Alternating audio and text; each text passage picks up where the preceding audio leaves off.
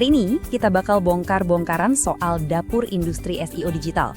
Khususnya, gimana sih cara milih agensi yang gak cuma obrol janji manis, dan yang paling penting, gimana cara ngukur ROI alias Return on Investment yang sebenarnya. Kalau Anda lagi nimbang-nimbang buat hire SEO agency atau sekedar penasaran pengen tahu gimana sih cara mainnya dari dalam, nah, Anda ada di tempat yang tepat banget. Kita bahas realitanya aja, oke? Coba bayangin ini, website Anda akhirnya tembus ranking 1 di Google. Wah, rasanya pasti luar biasa dong, kayak menang piala gitu. Tapi, tunggu dulu, kok nggak ada closingnya? Telepon bisnis juga sepi-sepi aja. Nah ini nih, realita yang sering banget bikin frustrasi di dunia digital marketing.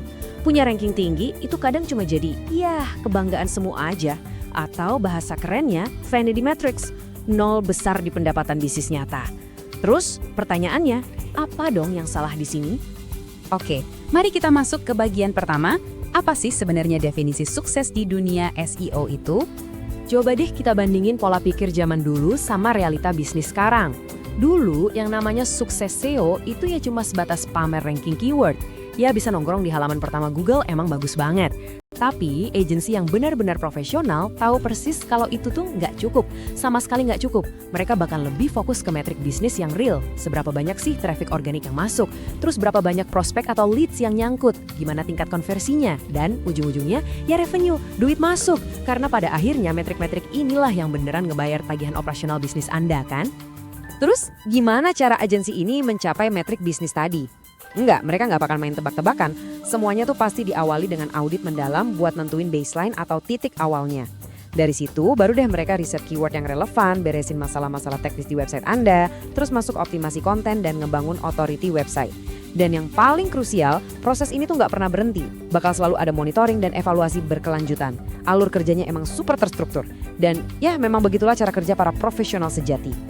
Nah, sekarang kita masuk ke bagian 2 yang lumayan penting nih. Waspada red flag agency. Gini ya, kalau ada agensi yang dengan PD-nya berani ngasih garansi posisi nomor 1 di Google, saran saya cuma satu, lari. Beneran, lari aja. Di dunia SEO yang super dinamis ini, garansi mutlak kayak gitu tuh mustahil. Hati-hati juga nih sama taktik backlink massal yang kelihatan banget nggak natural atau yang suka pakai konten auto-generate buat nyepam tanpa mikirin kualitas sama sekali.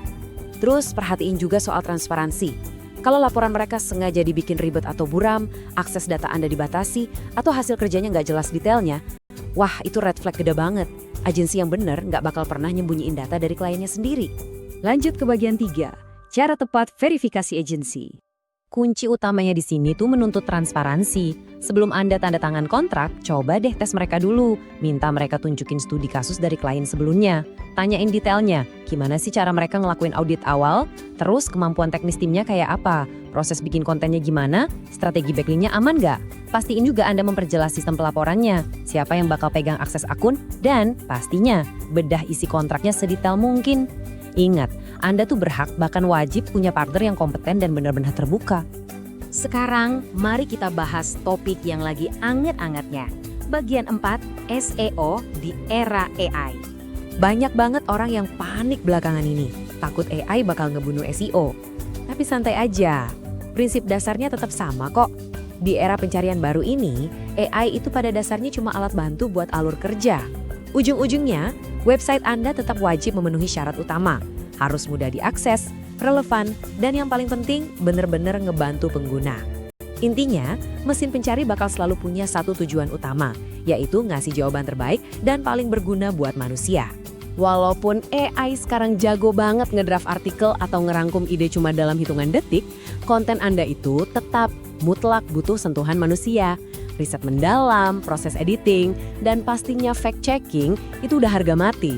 Kita sama-sama tahulah, AI itu kadang suka berhalusinasi atau ngasih fakta yang ngaco. Jadi pengawasan kita lah yang pastikan konten itu tetap berkualitas dan kredibel. Jangan sampai deh cuma gara-gara pengen cepet pakai AI, reputasi brand Anda malah jadi hancur. Kita sampai di bagian 5 sekaligus langkah terakhir kita, harga dan mengukur ROI. Ngomongin soal harga, kita nggak bisa nih cuma ngelihat angka total di akhir proposal. Pas Anda lagi ngebandingin agensi yang kesannya murah sama yang mahal, coba deh cek lebih dalam skop pekerjaannya. Sejauh mana sih kualitas optimasi teknis yang mereka tawarin, selengkap apa nanti laporannya, apa aja KPI dan milestone yang disepakati bareng. Murah itu belum tentu jelek loh, dan mahal juga nggak otomatis bagus. Semuanya bener-bener bergantung pada value atau nilai real yang bakal Anda dapetin dari investasi tersebut. Terus, gimana dong cara ngukur ROI-nya yang benar?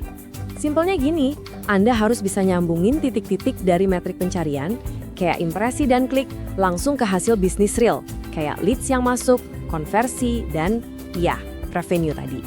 Ranking yang meroket itu emang indikator yang asyik banget, tapi ingat, itu cuma bumbu penyedap aja, bukan hidangan utamanya. Posisikan ranking itu sekadar indikator tambahan ya, bukan satu-satunya ukuran keberhasilan mutlak bisnis Anda. Sebagai penutup sesi kita, ingat baik-baik kalimat ini.